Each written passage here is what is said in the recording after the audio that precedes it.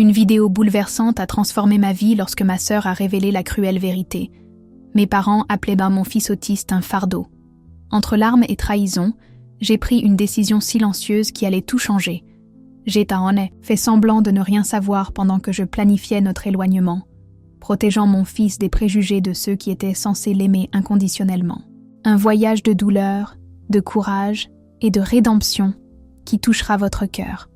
Abonnez-vous, laissez votre like et commentez d'où vous regardez cette histoire d'amour maternel inébranlable. Un dimanche tranquille s'est transformé en le pire jour de ma vie lorsque ma sœur cadette m'a envoyé une vidéo bouleversante. On y voyait mes propres parents, lors d'une réunion de famille à laquelle je n'avais pas pu assister, car je m'occupais de mon fils autiste de 10 ans, se référer à mon précieux garçon comme à un fardeau. Elle a gâché sa vie à cause de ce fardeau, a dit ma mère entre 2 gorgées de thé. Mon père a acquiescé, ajoutant « Elle aurait pu devenir quelqu'un d'important ». Le choc a été si violent que j'ai laissé tomber mon téléphone sur le sol de la cuisine, tandis que mon fils jouait innocemment dans le salon. C'est alors que j'ai pris une décision impulsive. Je ferai semblant de n'avoir jamais vu la vidéo, mais je commencerai secrètement à éloigner ma famille de la fréquentation de mes parents, sans qu'ils en comprennent la raison. Les mots résonnaient dans ma tête comme une cloche fêlée. Fardeau.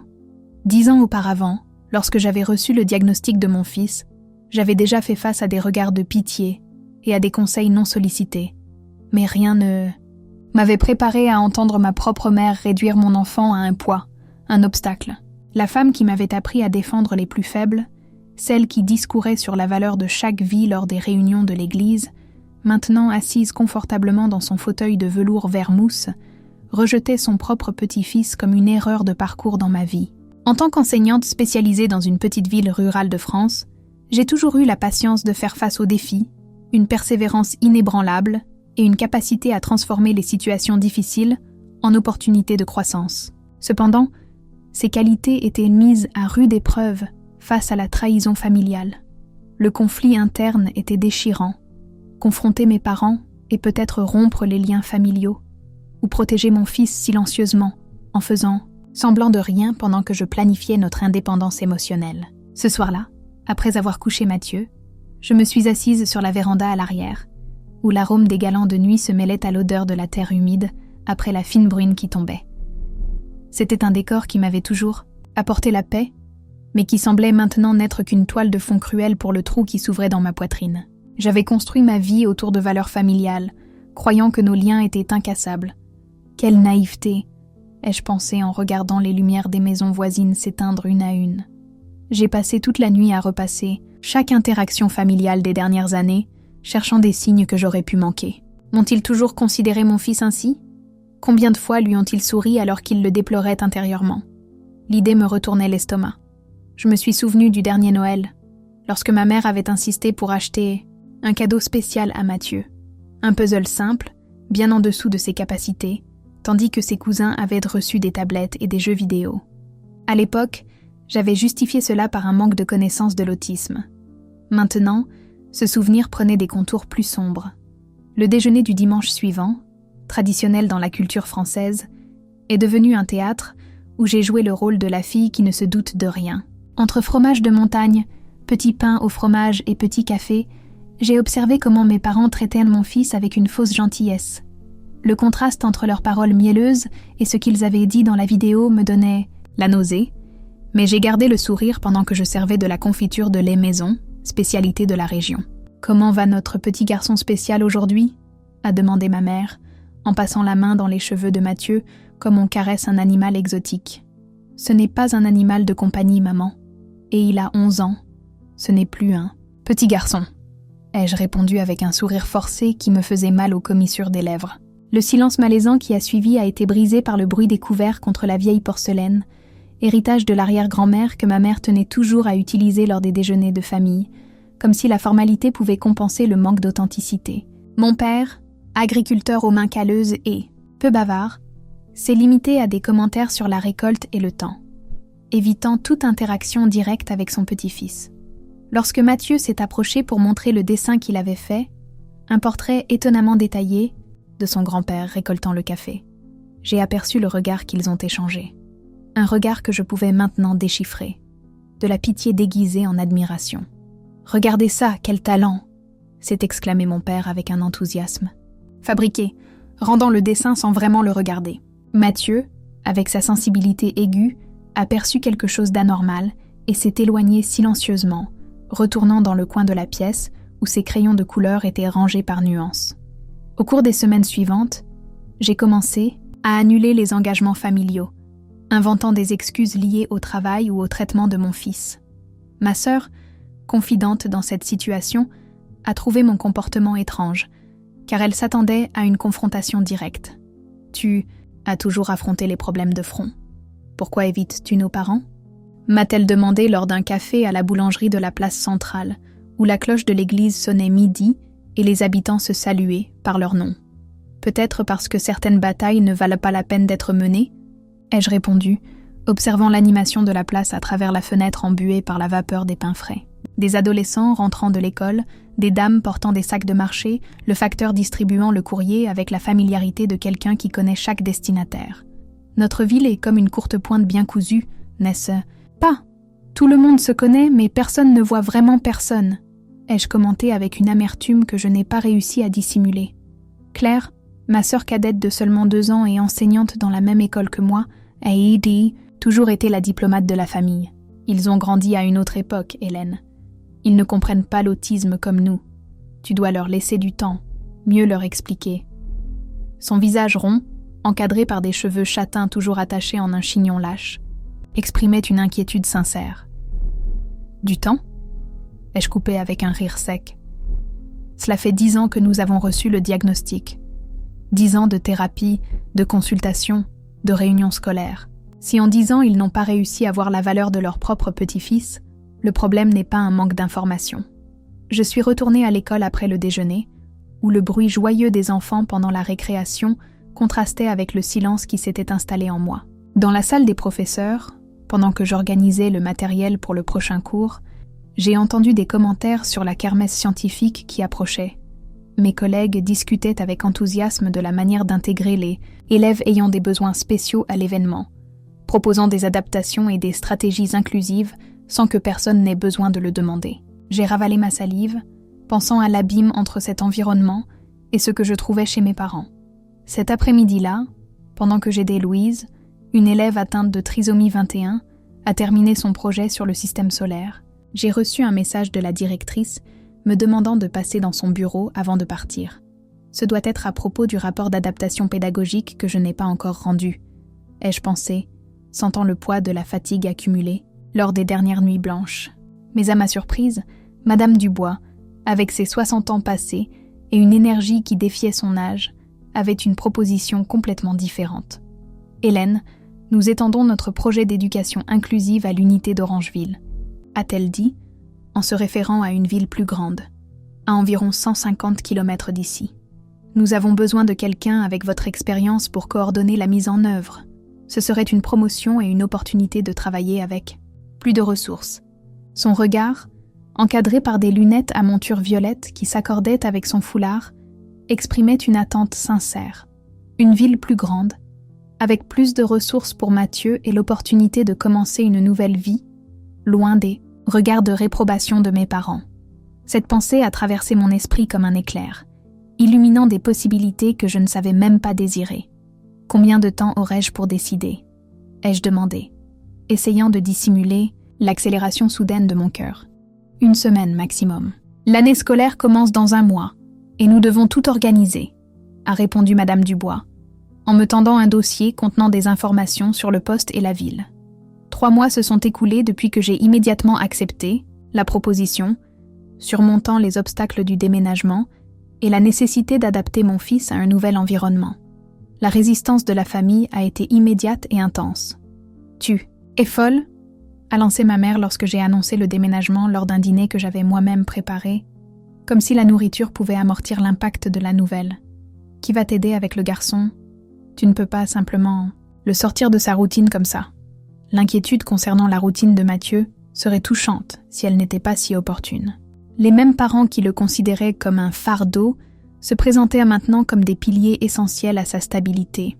C'est curieux comme vous ne vous êtes jamais inquiété de sa routine lorsque vous fixiez des déjeuners. Pendant ces heures de thérapie, ou lorsque vous vous plaignez de ces comportements répétitifs ?» ai-je répondu avec un calme glacial qui m'a surprise moi-même. Le silence qui a suivi a été plus éloquent que n'importe quelle réponse. Mon père, qui jusqu'alors observait la conversation avec sa distance habituelle, s'est finalement manifesté. « Tu es sûr que tu vas y arriver seul, sans personne, de la famille à proximité ?» Il y avait quelque chose dans son ton, une inquiétude sincère ou un soulagement dissimulé, que je n'ai pas réussi à déchiffrer. « Papa, je me débrouille seule depuis longtemps, » ai-je répondu, soutenant son regard pour la première fois depuis que j'ai vu la vidéo. La seule différence, c'est que ce sera dans une autre ville. Le deuxième obstacle est survenu lorsque l'appartement que j'avais loué dans la nouvelle ville est tombé à l'eau une semaine avant le déménagement, me forçant à trouver une alternative rapide. Le propriétaire a appelé avec une excuse concernant des problèmes structurels dans l'immeuble, mais l'agent immobilier, dans un moment de sincérité, a révélé qu'il avait changé d'avis en apprenant que mon fils était autiste. Il a eu une mauvaise expérience avec un autre locataire, a-t-elle justifié embarrassée. Bien sûr, parce que toutes les personnes autistes sont exactement pareilles, n'est-ce pas ? Ai-je répondu avec un sarcasme qui a fait tousser la femme à l'autre bout du fil, mal à l'aise. La situation semblait être un signe pour reconsidérer le déménagement, comme ma mère n'a pas manqué de le souligner lorsqu'elle a appris ce qui s'était passé. Tu vois ? C'est un signe, Hélène. Tu forces quelque chose qui n'est pas fait pour toi. Debout dans la cuisine de la maison où j'ai grandi, observant ma mère préparer des piments confits comme elle le faisait tous les mois de juillet, j'ai senti un mélange de colère et de détermination grandir en moi. Les mêmes mains qui manipulaient maintenant les piments avec précaution pour ne pas se brûler les yeux étaient celles qui avaient rejeté Mathieu comme une erreur, une déviation sur le chemin parfait qu'elle avait tracé pour moi. Non, maman. Le seul signe ici, c'est qu'il nous reste encore beaucoup à lutter contre les préjugés, ai-je répondu, finissant d'emballer les quelques assiettes que j'avais mises de côté pour emporter. Et en parlant de signes, pourrais-tu me donner cette recette de confiture de jaboticaba de grand-mère? Puisque je vais habiter près d'une ferme qui en produit, je pensais essayer d'en faire. Le changement de sujet abrupt était une tactique que j'avais apprise à utiliser lorsque je ne voulais pas prolonger les conflits, surtout ceux qui n'avaient pas de solution immédiate. Lors de la fête de l'école, événement traditionnel, qui réunit toute la communauté avec des danses folkloriques, des plats typiques et des guirlandes colorées, j'ai rencontré de manière inattendue une ancienne camarade de faculté. Marianne, avec ses cheveux bouclés maintenant parsemés de fils blancs et le même sourire chaleureux qu'à l'époque de nos études, m'a serré fort dans ses bras lorsque je lui ai raconté mon déménagement imminent et la situation de l'appartement. Quelle coïncidence! Ma cousine a une maison à 2 étages inoccupée à Orangeville, tout près de la nouvelle école. Elle voulait la louer, mais elle hésitait à prendre des locataires inconnus. Si tu veux, je lui en parle tout de suite. Elle ne m'a pas seulement proposé son aide pour le logement temporaire, mais elle m'a également présenté à une association de parents d'enfants autistes dans la nouvelle ville. Cette coïncidence, apparemment fortuite, était la conséquence du réseau de contacts que j'avais maintenu au fil des années parmi les éducateurs spécialisés. Le groupe se réunit toutes les 2 semaines à la bibliothèque municipale. Il y a une 20aine de familles, avec des enfants de tous les âges.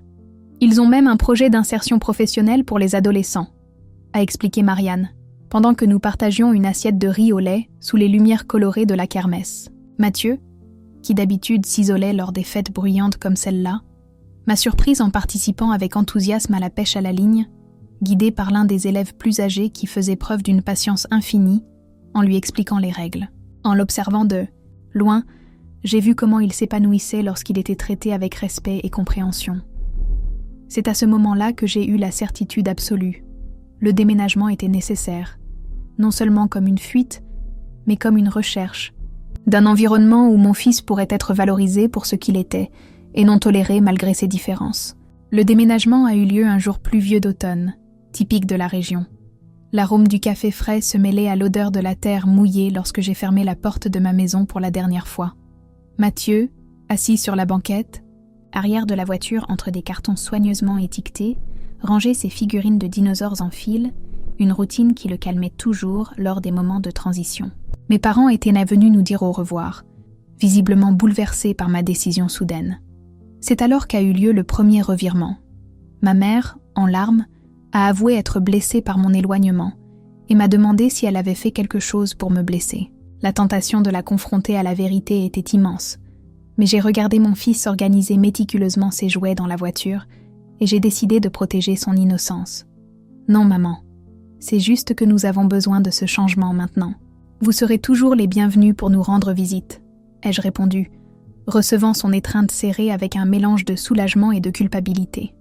Le trajet jusqu'à Orangeville semblait symboliser notre parcours émotionnel. Des routes sinueuses entre d'imposantes montagnes, avec un épais brouillard sur certains tronçons et des éclaircies de soleil inattendues sur d'autres. Mathieu, après avoir rangé ses dinosaures, s'est endormi paisiblement, inconscient des larmes silencieuses que j'essayais de contenir en conduisant. Ce n'étaient là pas seulement des larmes de tristesse, mais aussi d'espoir, et, curieusement, de libération. Chaque kilomètre nous éloignait du poids des attentes non satisfaites et des jugements silencieux.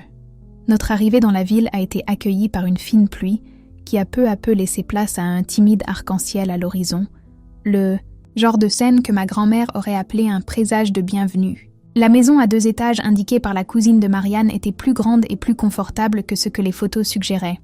Située dans une rue arborée, elle avait une petite véranda avec des plantes grimpantes fleuries et se trouvait à seulement 10 minutes à pied de l'école où je travaillerais.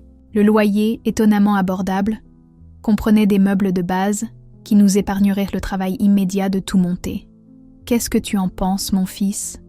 ai-je demandé pendant qu'il inspectait soigneusement chaque pièce, touchant les murs et testant l'écho de sa propre voix. Sa réponse est venue sous forme d'action. Il a choisi la chambre avec vue sur le jardin et a immédiatement commencé à ranger ses livres sur l'étagère encastrée, en suivant le même système de couleurs que celui qu'il utilisait dans l'ancienne maison. Certaines choses, ai-je pensé avec un sourire, restent constantes, même lorsque tout change autour. L'adaptation à la nouvelle vie s'est déroulée plus facilement que je n'aurais osé l'espérer. L'école a accueilli Mathieu avec un plan d'intégration, progressive, respectant son rythme et ses particularités. Le groupe de parents que Marianne avait mentionné s'est révélé être un havre de paix où j'ai enfin pu partager mes expériences, sans craindre les jugements. Le sentiment d'appartenance que j'ai ressenti lors de la première réunion a été bouleversant. C'était à des personnes qui comprenaient, qui n'avaient pas besoin d'explications élaborées sur les comportements ou les besoins. Au cours de nos premières semaines, nous avons établi de nouvelles routines qui intégrèrent des éléments de notre vie antérieure avec les possibilités qu'offrait la nouvelle ville. Les matinées commençaient par un café sur la véranda, en observant les oiseaux qui visitaient le jardin, une activité que Mathieu cataloguait méthodiquement dans un cahier spécial. Les après-midi après l'école étaient consacrés à la thérapie ou à l'exploration du parc écologique proche de la maison, où les employés le connaissaient déjà par son nom et respectaient son intérêt minutieux pour les espèces d'insectes locales. Peu à peu, j'ai perçu des changements subtils chez mon fils. Sa posture était plus détendue, ses sourires plus fréquents. À l'école, l'enseignante a rapporté qu'il avait commencé à interagir davantage avec 2 camarades qui partagèrent son intérêt pour les sciences naturelles. À la maison, il m'a surprise en me demandant d'inviter ses nouveaux amis à jouer, ce qui arrivait rarement auparavant. « Il ne trouve pas mes faits sur les dinosaures ennuyeux, maman », a-t-il expliqué avec une sincérité qui m'a serré le cœur. Et Pierre range aussi les choses par couleur, comme moi. La distance géographique de mes parents a apporté une clarté émotionnelle que je n'attendais pas. Sans le contact quotidien et les attentes constantes, j'ai réussi à séparer le ressentiment pour la vidéo de l'amour que je ressentais encore pour eux. Lors des appels hebdomadaires que nous maintenions, j'ai perçu un changement progressif dans le ton des conversations. Ma mère demandait des détails sur l'adaptation de Mathieu avec un intérêt qui semblait sincère. Mon père, habituellement réservé, a commencé à envoyer par WhatsApp des articles sur l'autisme qu'il trouvait lors de ses recherches. Un geste silencieux qui en disait plus que beaucoup de mots. 6 mois après notre déménagement, déjà adapté à notre nouvelle routine, j'ai reçu un appel de ma sœur. Nos parents prévoyaient une visite surprise le week-end pour découvrir notre nouvelle vie. J'ai paniqué. Je n'étais pas prête à faire semblant de rien pendant des jours entiers dans mon propre espace. Ce fut le 2e revirement. J'ai décidé qu'il était temps d'arrêter de faire semblant. « Claire, il faut que tu saches quelque chose avant qu'il ne vienne, » ai-je dit, sentant mon cœur s'emballer.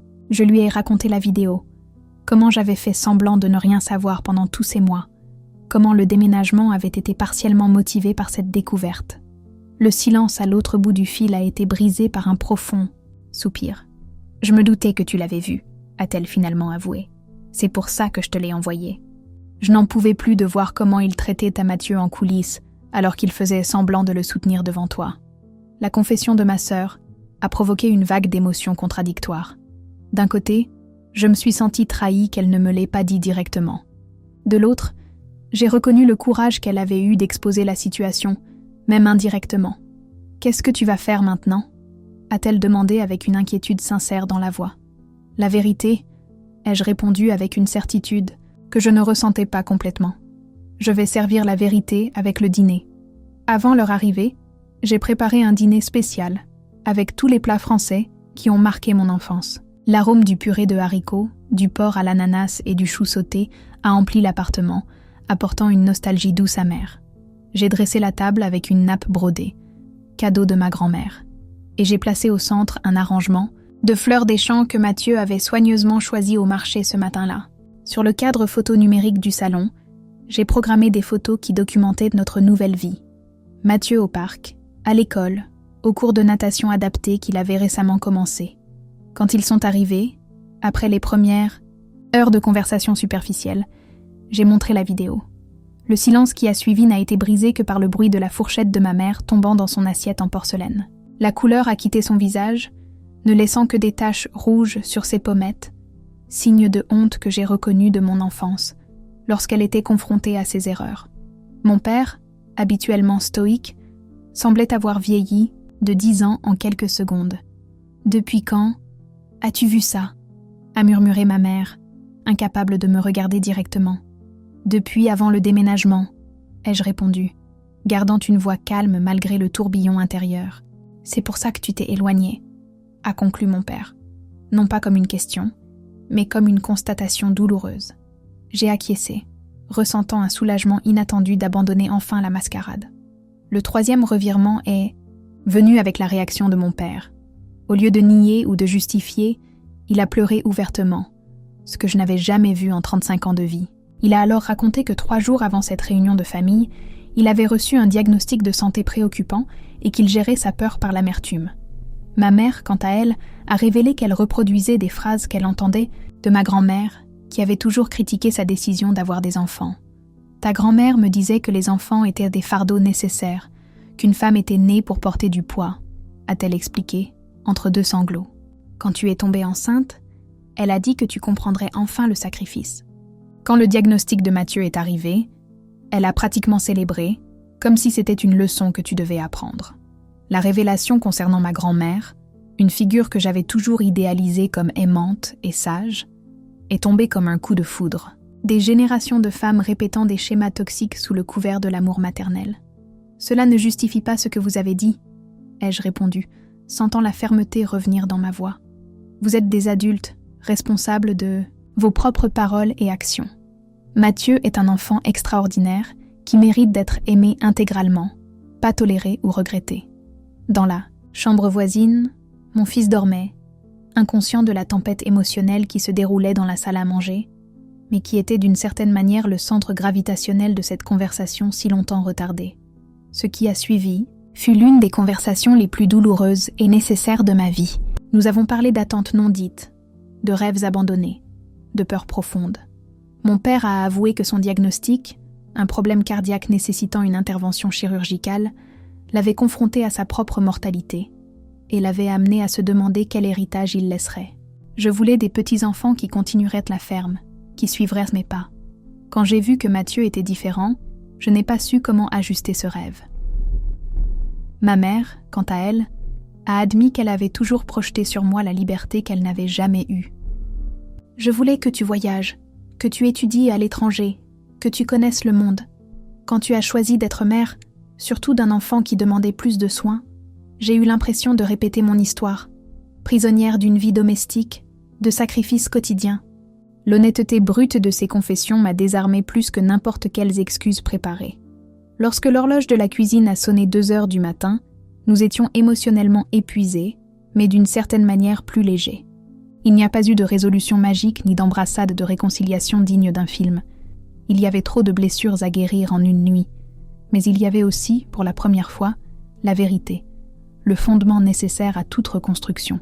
Demain, nous emmènerons Mathieu au parc aquatique qu'il voulait tant découvrir, a dit mon père avant de se retirer dans la chambre d'amis. S'il nous le permet, bien sûr.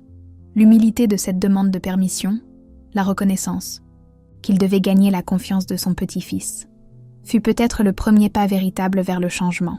Les 9 mois suivants ont été consacrés à la reconstruction. Mes parents, confrontés à la vérité, ont entamé une thérapie familiale et ont rejoint des groupes de soutien pour les grands-parents d'enfants neurodivergents.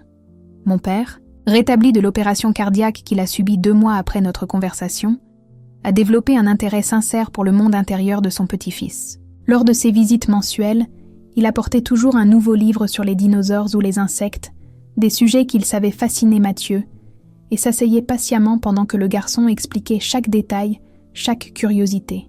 Ma mère, quant à elle, a entamé un processus de transformation plus silencieux. Elle s'est inscrite à un cours en ligne sur l'autisme, partageant avec moi ses découvertes et surtout ses regrets. Comment ai-je pu ne pas voir à quel point il est spécial, m'a-t-elle demandé un après-midi, en observant Mathieu expliquer méticuleusement son nouveau système de catalogage de pierres à une voisine. « Il n'est pas trop tard, maman », ai-je répondu, ressentant une compassion que je croyais avoir perdue. Il a une incroyable capacité à pardonner. Le 4e revirement s'est produit lorsque mon père, agriculteur traditionnel, a décidé de transformer une partie de la ferme familiale en un espace thérapeutique pour les enfants ayant des besoins spéciaux, inspirés par son petit-fils. Nous avons 15 hectares pratiquement inutilisés, avec une source, un verger et une zone de forêt préservée, a-t-il expliqué lors d'un de nos déjeuners dominicaux, repris maintenant sur de nouvelles bases. J'ai parlé avec une ergothérapeute de Lyon qui travaille avec l'équithérapie. Elle a dit que l'endroit était parfait et pourrait accueillir jusqu'à 20 enfants par semaine. L'enthousiasme avec lequel il a présenté le projet, plans architecturaux, budget, calendrier de mise en œuvre, révélait non seulement son désir de réparation, mais une redécouverte de son but. À 67 ans, alors que beaucoup ne pensent qu'à ralentir, mon père se lançait dans une nouvelle mission qui combinait son expérience de la Terre et un désir nouvellement découvert d'inclusion. Mathieu, avec sa perception aiguë des changements de comportement, s'est d'abord montré prudent face à cette nouvelle version de ses grands-parents. « Pourquoi grand-père me pose-t-il autant de questions sur les choses que j'aime ?» a-t-il demandé avec sa sincérité habituelle après une de leurs visites. « Il essaie de mieux te connaître, mon fils. Parfois, les gens mettent du temps à comprendre à quel point il est important d'écouter vraiment, » ai-je expliqué, choisissant des mots qui transmettaient la vérité sans véhiculer de rancœur. Progressivement, son scepticisme a laissé place à une acceptation curieuse, surtout lorsque mon père a commencé à l'impliquer dans la planification de la ferme thérapeutique. Grand-père a dit que je pouvais l'aider à choisir les plantes pour le jardin sensoriel, parce que je comprends les textures et les odeurs, m'a-t-il raconté avec enthousiasme après un appel vidéo. Le sérieux avec lequel il a pris cette responsabilité, recherchant méticuleusement chaque espèce, considérant les stimuli sensoriels pour différents profils, montrait non seulement son engagement envers le projet, mais aussi à quel point il se sentait valorisé en y contribuant de manière significative. Le moment le plus touchant s'est produit lors de la fête d'anniversaire de mon fils, lorsque mon père, devant tous les invités, a présenté publiquement ses excuses et son projet de ferme thérapeutique. L'odeur du gâteau de maïs fraîchement sorti du four se mêlait aux larmes de réconciliation. Mathieu, avec sa perception aiguë, a serré son grand-père dans ses bras, pour la première fois de manière spontanée. « Je n'ai jamais vu mon père pleurer comme ça », a commenté Claire à mes côtés, pendant que nous observions la scène. Même quand grand-père est mort, il n'a pas montré autant d'émotion. Dans cette étreinte maladroite entre un homme aux mains calleuses par le travail de la terre et un garçon dont le corps rejetait souvent le contact, j'ai vu la possibilité d'une guérison que je ne croyais pas possible quelques mois auparavant. La fête, organisée dans la salle des fêtes du quartier, réunissait les nouveaux amis que nous nous étions faits à Orangeville et quelques membres de la famille qui avaient fait le voyage spécialement pour l'occasion. La décoration simple, mais significative, reflétait les intérêts de Mathieu. Chaque table avait un centre de table avec une figurine de dinosaures différente, accompagnée de cartes explicatives, avec des curiosités scientifiques sur chaque espèce. Une idée qu'il avait lui-même développée pour enseigner aux invités. Saviez-vous que le stégosaure avait un cerveau de la taille d'une noix, mais qu'il possédait un deuxième cerveau près de sa queue pour contrôler ses mouvements arrière, expliquait-il avec enthousiasme à un groupe d'enfants qui, pour la première fois, l'écoutaient avec un intérêt sincère et non avec la tolérance forcée qu'il recevait habituellement. Voir mon fils trouver sa place, être apprécié pour ses connaissances et non toléré malgré elles, était un cadeau dont je ne savais pas avoir autant besoin. Madame Dubois, la directrice qui m'avait offert le poste à Orangeville, observait la scène avec un sourire qui mêlait satisfaction et un soupçon de « je le savais ». Elle s'est approchée discrètement avec un verre de jus de fruits à la main pendant que je réorganisais la table des desserts. Quand je vous ai appelé pour prendre la coordination, Hélène, je savais que je gagnais une professionnelle exceptionnelle. Mais je vois que nous avons gagné bien plus. Toute une famille transformant notre communauté. Elle faisait référence non seulement au progrès visible de Mathieu à l'école, où il était déjà devenu une référence pour ses camarades, dans les projets scientifiques, mais aussi à la participation active que j'avais prise au sein de l'association de parents, où nous avons mis en place un programme de mentorat entre les familles expérimentées et celles nouvellement diagnostiquées. Ce qui avait commencé comme une recherche de soutien s'était transformé en une opportunité d'offrir aux autres l'accueil que j'avais tant désiré au début de mon parcours. Ce soir-là, après le départ des invités et l'endormissement de Mathieu, épuisé mais heureux, je me suis assise avec mes parents sur la véranda. Le ciel d'Orangeville, libéré de la pollution lumineuse des grandes villes, offrait un spectacle stellaire impressionnant. Il connaît le nom de toutes ces constellations, vous savez, ai-je commenté en montrant le ciel parsemé de lumière. La semaine dernière, il a donné un cours improvisé à sa classe en utilisant uniquement son téléphone et une application d'astronomie. Ma mère, enveloppée dans un châle de laine qu'elle avait elle-même tricoté, un autre hobby nouvellement, découvert qu'il avait rapproché d'un groupe d'artisanes locales, a souri avec un mélange de fierté et de regret. Nous avons perdu tellement de temps, n'est-ce pas? Tant de moments comme celui-ci, tant de découvertes. Sa voix s'est légèrement étranglée. Je me demande si nous serons un jour capables de compenser ces années. Il ne s'agit pas de... compenser, maman, ai-je répondu en observant une étoile filante traverser le ciel. Que Mathieu m'expliquerait plus tard n'être pas une étoile, mais un météore. Il s'agit d'être présente maintenant, de valoriser ce que nous avons aujourd'hui. Le passé est déjà écrit, mais nous avons encore beaucoup de pages blanches devant nous. Mon père, qui avait écouté notre conversation en silence, s'est finalement manifesté. Quand j'ai reçu ce diagnostic, en se référant au problème cardiaque qui l'avait conduit à l'opération, j'ai été sûre que j'étais punie. Punie de ne pas avoir été le grand-père que Mathieu méritait, d'avoir gaspillé des années à ruminer ce qu'il n'était pas, au lieu de célébrer ce qu'il est. Je ne l'avais jamais entendu parler avec autant de vulnérabilité, autant de vérité brute. Maintenant, je comprends que ce n'était pas une punition, c'était une chance. Une chance de faire différemment pendant qu'il est encore temps. Le lendemain, après le départ de mes parents qui avaient promis de revenir dans 2 semaines pour l'inauguration officielle de la première phase de la ferme thérapeutique, Mathieu et moi avons fait notre traditionnelle promenade dominicale au parc écologique. Entre des glaces à la pistache, une nouvelle obsession qu'il avait développée depuis le déménagement, et des observations minutieuses de fourmis coupe-feuilles qui traversèrent le sentier, il m'a posé une question qui planait dans l'air. Depuis des mois. « Maman, pourquoi grand-père et grand-mère sont-ils différents maintenant ?» La question, posée avec l'honnêteté directe que seuls les enfants possèdent, m'a prise au dépourvu. J'ai mentalement répété des réponses simplifiées, des demi-vérités qui protégeraient de ses sentiments. Mais j'ai vite compris qu'il méritait plus que cela. Nous nous sommes assis sur un banc à l'ombre généreuse d'un manguier centenaire, et j'ai choisi la vérité adaptée à sa compréhension. « Tu te souviens comme tu n'aimais pas manger d'okra, mon fils, mais qu'après l'avoir goûté préparé d'une manière différente, tu as découvert que c'était bon ?» ai-je commencé, en utilisant des comparaisons concrètes comme les thérapeutes me l'avaient appris. Parfois, les gens ont aussi besoin de temps pour comprendre et aimer des choses différentes. Grand-père et grand-mère ne comprenaient pas bien l'autisme avant, mais maintenant ils apprennent et découvrent à quel point tu es incroyable exactement comme tu es. Mathieu a réfléchi à ma réponse pendant quelques instants, organisant mentalement l'information comme il le faisait avec ses collections de pierres et de fossiles. Alors il ne savait pas comment fonctionne mon cerveau. Mais maintenant, ils étudient, comme quand j'ai appris les phases de la Lune. La simplicité de l'analogie m'a émue.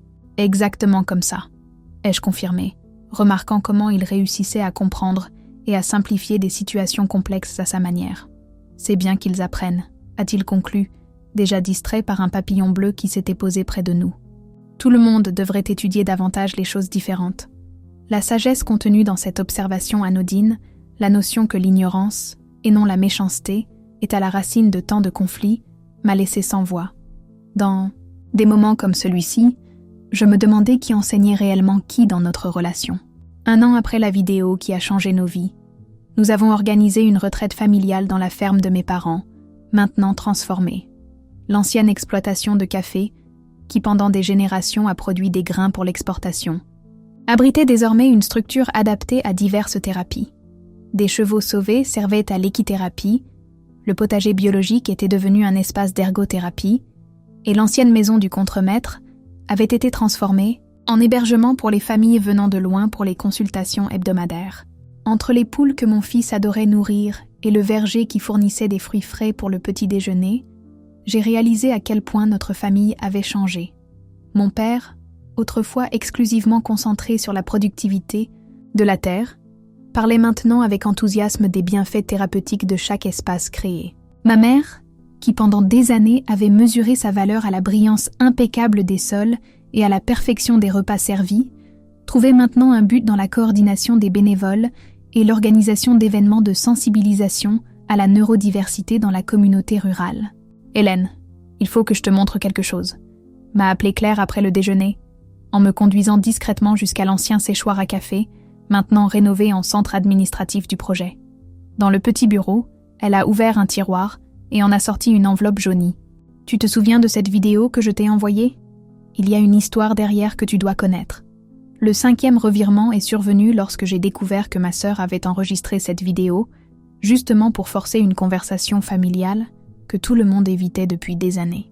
Après que tu as quitté la pièce ce jour-là, il y a eu une énorme dispute, a-t-elle raconté, en s'asseyant sur la vieille chaise à bascule qui avait appartenu à notre grand-mère. J'ai confronté les deux sur ce qu'ils avaient dit de Mathieu. C'était la première fois que je criais sur notre père. Claire a décrit comment, après mon départ pour aller chercher Mathieu à la thérapie, elle avait explosé dans une indignation qui s'accumulait depuis des années. Vous ne voyez pas ce que vous manquez. Qu'avait-elle confronté nos parents ? Hélène élève un enfant extraordinaire et vous êtes coincé dans un idéal qui n'a jamais existé. Selon elle, le silence qui a suivi fut assourdissant. J'ai enregistré la vidéo parce que je savais que tu ne me croirais jamais si je te le racontais simplement, a-t-elle avoué en évitant mon regard. Et parce que j'espérais qu'en étant confrontés à leurs propres mots, ils réaliseraient enfin ce qu'ils faisaient. La stratégie, bien que douloureuse, avait fonctionné d'une manière qu'aucune de nous n'aurait pu prévoir. À l'intérieur, de l'enveloppe qu'elle m'a remise, j'ai trouvé une série de lettres que ma mère m'avait écrites pendant les mois qui ont suivi la confrontation, mais qu'elle n'avait jamais envoyées. Des lettres de regret, de confession, d'espoir, des lettres qui documentaient son propre parcours de déconstruction, la douloureuse reconnaissance des schémas toxiques qu'elle reproduisait, la peur paralysante qu'il soit trop tard pour réparer les dégâts. Elle m'a demandé de tout brûler, a expliqué Claire. Elle a dit que ce n'était que des confidences, qu'elle ne voulait pas te surcharger de culpabilité. Mais je crois que tu mérites de savoir à quel point ton courage de t'éloigner a changé non seulement ta vie, mais la leur aussi. J'ai passé tout l'après-midi dans l'ancien séchoir à café, à lire chaque mot écrit de la calligraphie impeccable de ma mère, résultat d'années d'éducation stricte dans une école de religieuse. Les premières lettres débordaient, de culpabilité et d'apitoiement sur soi. Comment ai-je pu dire ça de mon propre petit-fils ? Les lettres intermédiaires montraient des signes de transformation. J'ai commencé à lire sur l'autisme, sur la façon dont ces enfants perçoivent le monde différemment, plus intensément. Les dernières révélaient une femme redécouvrant sa propre valeur au-delà des rôles traditionnels qu'il avait toujours définis. Pour la première fois de ma vie, j'ai l'impression de faire quelque chose de vraiment significatif, quelque chose qui va au-delà des murs de ma maison. Au cours de cette année de transformation, j'ai appris que faire semblant peut être un mécanisme de défense temporaire, mais que le véritable changement ne se produit que lorsque nous affrontons nos douleurs les plus profondes. Comme les courtes pointes que ma grand-mère cousait pendant les froides après-midi d'hiver, notre famille a été reconstruite pièce par pièce, avec patience et dévouement. Le soleil commençait à se coucher lorsque j'ai finalement quitté le séchoir à café, portant l'enveloppe contenant les lettres contre ma poitrine. Sur le chemin du retour vers la maison principale, je suis passée devant le verger où Mathieu menait à bien son tout nouveau projet, une serre à papillons qui servirait à la fois à l'éducation environnementale et à la thérapie sensorielle.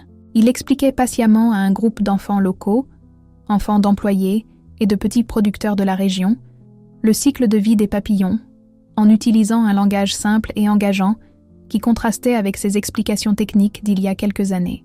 Et saviez-vous que certains papillons font semblant d'être d'autres animaux pour se protéger ? Ai-je entendu expliquer pendant qu'il montrait des images d'espèces, avec des motifs qui imitaient les yeux de hibou ou de serpent. Ils utilisent des masques pour survivre, mais à l'intérieur, ils restent des papillons. L'analogie, bien qu'involontaire, était si appropriée à notre histoire familiale qu'elle m'a fait sourire. À la fin de la journée, alors que les premières étoiles apparaissèrent dans le ciel et que les lucioles commencèrent leur danse, lumineuses entre les arbres, nous nous sommes tous réunis sur la véranda de la maison principale. 3 générations assises sur des chaises à bascule, contemplant le fruit de tant de travail, tant de douleur, tant de reconstruction. « Es-tu satisfait de ta serre, mon fils ?» a demandé mon père à Mathieu, qui rangeait méticuleusement sa collection de chrysalides vides dans une boîte spéciale. « Pas encore parfait », a-t-il répondu avec son honnêteté caractéristique. « Mais ça s'améliore chaque jour, comme grand-père après son opération du cœur. » La simplicité de cette observation a provoqué des rires émus de nous tous. C'est ce que Mathieu avait toujours fait, depuis son plus jeune âge. Dépouiller les situations des couches inutiles et exposer des vérités fondamentales que les adultes compliquaient avec des subterfuges et des conventions sociales. Son esprit, qui traitait le monde différemment du nôtre, arrivait souvent à des conclusions plus claires, plus honnêtes. Aujourd'hui, quand je vois mon fils courir dans les champs de la ferme thérapeutique, guidant d'autres enfants neurodivergents sur les chemins qu'il connaît déjà, je comprends qu'il n'a jamais été un fardeau. Il a été le catalyseur d'une transformation dont notre famille avait désespérément besoin. Quand j'entends mes parents raconter avec fierté les réussites de leur petit-fils aux visiteurs de la ferme, accompagnés par le chant des oiseaux et l'arôme du café fraîchement moulu, je sais que j'ai fait semblant juste le temps nécessaire pour que nous puissions tous enfin être authentiques. Le voyage n'a pas été facile, ni linéaire. Il y a eu des rechutes, des moments où de vieux schémas ont tenté de se réinstaller, des jours où le ressentiment a menacé d'étouffer le pardon nouvellement découvert. Ma mère laisse encore parfois échapper des commentaires qui révèlent des vestiges de préjugés. Mon père s'impatiente parfois lorsque Mathieu a besoin de suivre des rituels spécifiques avant de participer à des activités. La différence, c'est que maintenant ces failles sont reconnues, discutées, travaillées. Je crois que nous ne serons jamais parfaits dans ça, m'a confié ma mère un soir, pendant que nous faisions la vaisselle ensemble après un dîner, particulièrement bruyant avec toute la famille réunie. J'ai grandi en entendant que les enfants comme Mathieu étaient des problèmes, des punitions. Désapprendre ça est un travail quotidien. L'honnêteté de cette confession, l'absence de justification ou d'apitoiement sur soi, montrait le véritable progrès. « Personne ne demande la perfection, maman », ai-je répondu en rangeant les assiettes dans les placards. « Nous demandons seulement une présence authentique, un amour véritable. Et vous nous l'avez offert abondamment au cours de la dernière année. » Claire, qui avait récemment déménagé dans une ville proche d'Orangeville pour être plus près de nous, et, comme elle l'a admis plus tard, pour échapper au poids des attentes traditionnelles qui pesaient encore sur les femmes célibataires, dans notre petite ville natale, est devenue une tante extrêmement présente et une alliée inestimable. J'ai toujours su que Mathieu était spécial, mais je n'aurais jamais imaginé qu'il aurait le pouvoir de transformer toute une famille, toute une communauté, a-t-elle commenté lors d'une de nos promenades matinales. En effet, l'impact de la ferme thérapeutique s'était étendu bien au-delà de notre famille. Les agriculteurs locaux, initialement sceptiques quant au gaspillage de terres productives, participèrent maintenant activement, donnant une partie de leurs récoltes et ouvrant leurs propriétés pour des visites éducatives. L'école municipale, voisine, inspirée par le projet, a mis en place un programme d'inclusion pionnier qui est devenu une référence régionale. Des professionnels de la santé de la grande ville ont commencé à se déplacer chaque semaine, offrant des consultations à des prix abordables aux familles rurales, qui devaient auparavant voyager pendant des heures pour obtenir des thérapies spécialisées. Mon père, au sommet de ses 68 ans, a trouvé un nouveau but qui l'a revigoré. Ses mains, autrefois dédiées exclusivement à la culture du café, construisaient maintenant des rampes d'accès, adaptaient des selles pour l'équithérapie, créaient des outils personnalisés pour les enfants ayant différents besoins moteurs. Il dort à 9 heures du soir et se réveille à 5 heures du matin, plein de nouvelles idées, racontait ma mère avec un mélange de fierté et d'inquiétude. Je ne l'ai jamais vu aussi vivant, aussi connecté à quelque chose de plus grand que lui. Lors des réunions mensuelles avec les familles accueillies par la ferme, j'observais comment ma mère, autrefois si préoccupée par les apparences et les opinions des autres, embrassait maintenant les mères épuisées qui venaient en chercher des conseils, écoutait les histoires de lutte sans jugement, partageait des ressources et des connaissances avec générosité. « Il a tellement manqué d'accueil au début de ton parcours, Hélène », m'a-t-elle dit un jour, lorsque je l'ai surprise en train de consoler une jeune mère qui venait de recevoir le diagnostic de son fils. Je ne peux pas changer le passé, mais je peux garantir que d'autres familles auront le soutien que je n'ai pas su te donner. La transformation la plus remarquable, cependant, fut celle de Mathieu. Le garçon qui auparavant s'isolait dans les coins lors des réunions de famille, qui communiquait principalement à travers des faits encyclopédiques sur ses intérêts spéciaux, s'aventurait maintenant dans de nouvelles interactions, élargissait son répertoire de sujets, trouvait du plaisir à partager ses connaissances de manière accessible. Ce n'était pas qu'il avait fondamentalement changé. Son cerveau continuait de traiter le monde d'une manière unique. Ses besoins sensoriels restèrent les mêmes. Ses rituels étaient toujours une partie essentielle de sa sécurité émotionnelle. La différence résidait dans l'environnement qui l'entourait. Un monde qui commençait enfin à s'adapter à lui, au lieu d'exiger constamment le contraire. « Regarde, maman », m'a-t-il appelé un matin en pointant un graphique méticuleusement, dessiné qui recouvrait tout le mur de sa chambre. Je suis en train de cartographier les progrès de tous les enfants qui viennent à la ferme. Avec sa précision mathématique et son amour des motifs, il avait créé un système de suivi qui enregistrait de petites victoires quotidiennes. Julie a réussi à toucher le cheval aujourd'hui. Pierre a passé 5 minutes dans la piscine sensorielle. Anna a dit 3 nouveaux mots. La fierté avec laquelle il me montrait chaque note, chaque ligne ascendante sur ses graphiques colorés, révélait quelque chose de profond. Mon fils, que tant avait considéré comme un fardeau, avait trouvé sa vocation en aidant les autres à porter les leurs. À 12 ans, sans le savoir, il était devenu un agent de transformation non seulement dans notre famille, mais dans toute une communauté. Lorsque je réfléchissais à notre parcours, des larmes silencieuses dans la cuisine en regardant cette vidéo à la paix que nous trouvions maintenant dans notre nouvelle réalité, je réalisais à quel point la décision de faire semblant, initialement motivée par la peur et l'autopréservation, avait fini par ouvrir la voie à une authenticité plus profonde que nous n'en avions jamais connue. Faire semblant de ne pas avoir vu la vidéo m'a donné le temps de digérer la douleur, de prendre des décisions basées sur la réflexion et non sur une réaction impulsive. Faire semblant de rien pendant ces mois difficiles a protégé Mathieu des conflits qu'il n'avait pas les outils pour comprendre. Et paradoxalement, c'est cette période de simulation qui nous a tous conduits à la vérité la plus crue, la plus nécessaire. En tant que professionnel de l'éducation spécialisée, j'ai toujours su que le développement n'est pas linéaire. Il y a des régressions, des plateaux, des sauts inattendus. La même chose, ai-je réalisé, s'appliquait à l'évolution émotionnelle de notre famille. Il y a eu des moments de recul, surtout lorsque la fatigue ou le stress réveillaient de vieux schémas. Il y a eu des périodes de stagnation apparente, lorsque le poids des rancœurs passées semblait trop lourd pour être complètement abandonné. Et il y a eu, glorieux et inoubliables, des moments de progrès qui ont dépassé toutes les attentes. La vie que nous avons construite maintenant n'est pas parfaite, ni exempte de défis. Mathieu est toujours confronté à un monde qui n'est souvent pas préparé aux neurodivergents. Il y a encore des regards curieux, des commentaires insensibles, des barrières structurelles. La différence, c'est qu'il a maintenant un réseau de soutien solide, une famille qui le valorise exactement comme il est, et la confiance qui vient d'être authentiquement accepté dans son cercle le plus intime. Quant à moi, j'ai appris que pardonner ne signifie pas oublier, mais choisir de ne pas laisser la douleur du passé déterminer l'avenir. J'ai appris que les familles, comme les personnes, peuvent évoluer lorsqu'elles sont confrontées à leurs propres contradictions.